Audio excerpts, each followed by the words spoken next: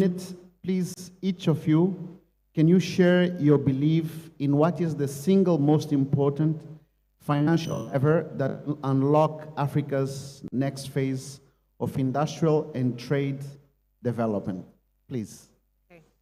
So thank you for the question. I think what will unlock Africa's investment, trade development over the last few years, for example, we have DFI, the delay and delays in projects in Africa and the environment, so they're able to be supportive.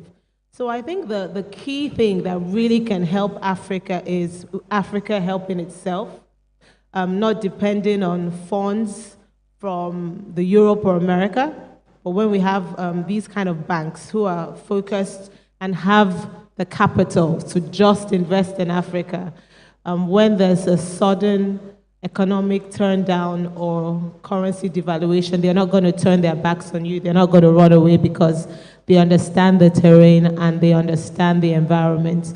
So I think really just having these kind of banks that are focused in Africa, apart from the DFIs, our local banks have been also very supportive. They are stronger with strong capital. And I think this has really been what supports these big investments in Nigeria, particularly in Africa, and has helped us, even Dangote as a group, get to where we are.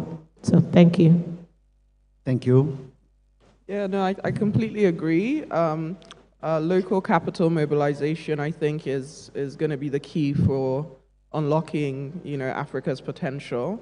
And I think taking it one step further from my fellow panelist, not only do we need to unlock, local capital from commercial banks and from local DFIs, but there is a huge pension fund industry that is really untapped.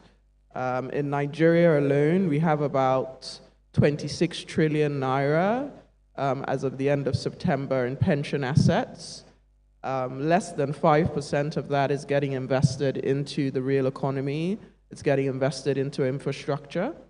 So I think that until we start to unlock some of those pension assets, and PENCOM has started to, have some reform around this, where PFAs are now able to invest a larger percentage into private equity funds and infrastructure projects in one of the funds, I believe Fund 2.